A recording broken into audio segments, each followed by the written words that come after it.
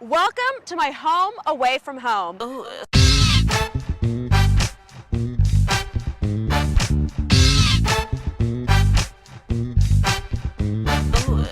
Hi, I'm Mia Saini, host of MBA Pod TV. I'm standing in front of Baker Library here at Harvard Business School. Now, most of you know I'm a second-year MBA student, and today I share with you what makes this place so unique. Join me as I take you behind the scenes as I interview my friends who share with you their tips and their strategies in securing their candidacy. In addition, I interview Jeremy Scheinwald, the founder and president of MBA Mission. His company has worked with many candidates across the world.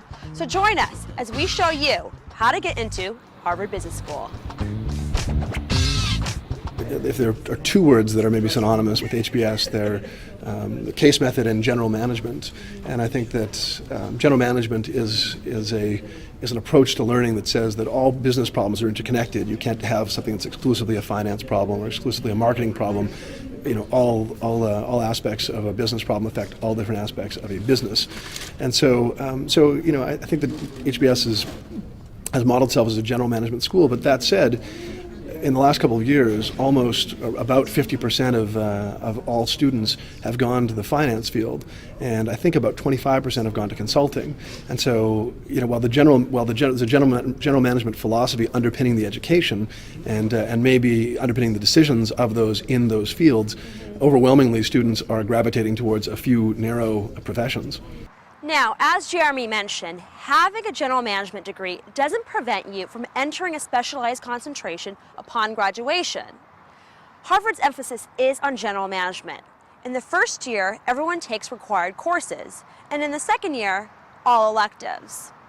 Now, this differs from other MBA programs in that you don't have to specialize in one specific field. We spoke to Hilary Kaplan-Samorjai, HBS class of 1996 and Harvard Business School admissions board member.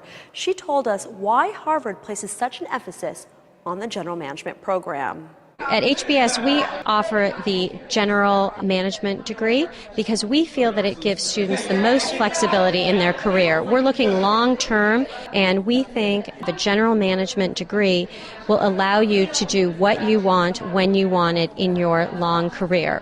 Now, we hear a lot about the right fit for a school, and it's true. Identifying which school is the right fit for you is extremely important. HBS cares a lot about making sure that each student that comes to campus is the right fit for this university. One of the most important things, one of my kind of friends and also you know, a guy that I look to for a lot of advice, he helped me talk to a lot of people. He'd gone to HBS, talked to a lot of people from HBS, and then I did that at some of the other schools I was looking at. And you know, through talking to people, you just get a sense of what their experience was like. And while any one individual experience isn't representative of the whole school, when you get a few of those, you try to put yourself into the position and figure out if that's something you're looking for out of an MBA. I'm one of those crazy people who applies to business school out of college. So I actually didn't know what an MBA was until I was a junior in college. I was volunteering at a nonprofit, and the executive director said, "You seem really business-minded. You might want to think about business school." And I literally sat down on my break and Googled, "What is an MBA?"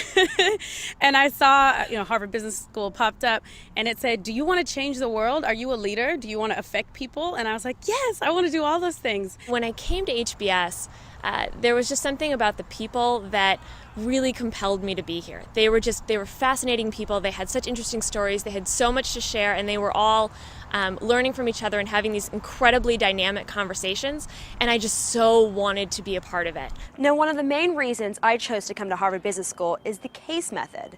I find the CASE method to be a very effective way in teaching general management. I enjoy walking into a classroom and thinking about the operational, financial, accounting, and ethical decisions facing the protagonist. I think that anyone who's applying to Harvard should really make sure that they know what the CASE method is, because it's taught in virtually every class all the time.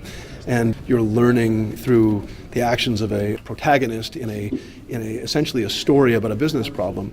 And you're challenged to think like this person and solve that problem that he's facing. At the end of the day, you're going to learn a lot of the same types of knowledge at any of the schools, but because of the CASE method, it teaches you a bunch of other skills that you wouldn't necessarily get otherwise. Like, you're in this room full of 90 people, which is very smart people, which is a little bit intimidating, and you're required to raise your hand, be assertive, make your points, be rational about it, respond to questions on the spot.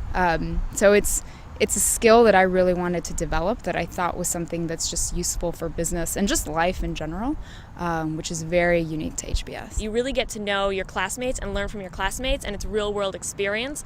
It also just, in terms of developing relationships with these people who are going to be your network, your very, very vital network over the next stage of your career, maybe throughout the rest of your career, it really helps you get to know each other and makes it so that, at the beginning a teacher's facilitating everything. As you get more experience, you start talking to each other. It's also, especially if you have a business background as I did, it's good to just keep applying that knowledge to different examples and see how it pans out. I think at the beginning you start to look for right answers, and then as you go along you start to figure out, well, actually it's more about what factors should I consider, because I could see there being multiple right answers here. Now, 50% of the class of 2009 scored between a 700 and 740 on the GMAT. But even if you score below that, you can still get into Harvard Business School. We certainly have seen candidates, and many candidates, not all candidates, but many candidates get in over the years with scores that are well under 600, 550s, etc. And you have to make up for your low score in many other ways. If you're a part of an overrepresented group and you look a lot like other candidates and you have a 550, the chances are not great. But if there's something distinct about you and special, you shouldn't be discouraged. So there are a handful, there are very few, but they get in, and I don't think that there's there's a lucky number where you have to feel like your chances are shot if you get below this score. Next question for you is, if an applicant could pick one thing to focus on, so say they're about to apply for round 1 or round 2, that they should work on to impress Harvard Business School, whether it's their GMAT score, to increase their volunteer hours, or to really focus on building a relationship with one of their recommenders, what would you suggest that thing be? What do you think is something that applicant needs to dial up for them to really make an impression to the admissions committee? I wish I could tell you there was one thing. I think that MBA candidacies are shaped in many ways over a lifetime, and there isn't a secret recipe that someone can just do this one thing in the next 3 months or the last 5 months, whatever it is.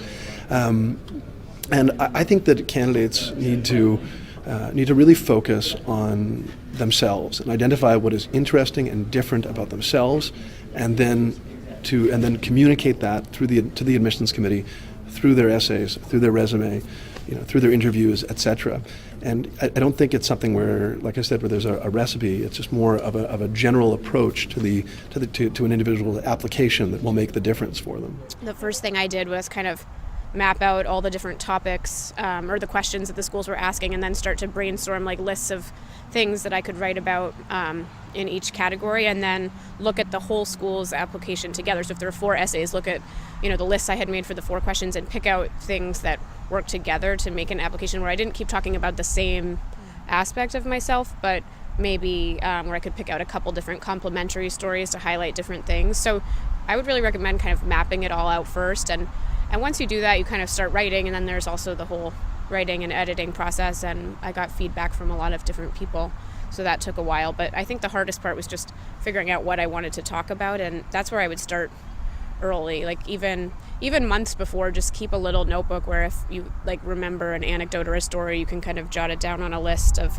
something that might be good. Make a grid of everything that the school considers important going across the top, and all of the parts of your application going down the side, and make sure that at some point or another in your application, whether it's recommendation 1, 2, or 3, or your GMAT score, or your GPA or something like that, one of your essays, that you've checked off everything that the school considers to be important, so that you can really show them that in every way possible you're a perfect fit, you have everything that they're looking for, and why you're a perfect fit for each other. Harvard doesn't ask you, at least in its current application and its past few, it doesn't really ask you why Harvard. And I think they know that many people are quite excited about the opportunity to go to Harvard and graduate from Harvard, and I think that they're more looking for characteristics in you. I don't think you need to pander to the school and tell them how great they are in order to get in. I think you, again, really just need to stick with what makes you different and special, and that will hopefully carry the day for you. Now, I know it can seem daunting to you at this point in the application process, but if you set your mind to it, map it out, and commit to the heavy lifting now, we hope to see you here on campus this time next year as a new admit. Well, that's it for this edition of MBA Pod TV. I'm your host, Mia Saini. Join us on MBApodcaster.com as well as on Facebook. And of course, you can follow us on Twitter to get all the insights you need to getting into your top business school.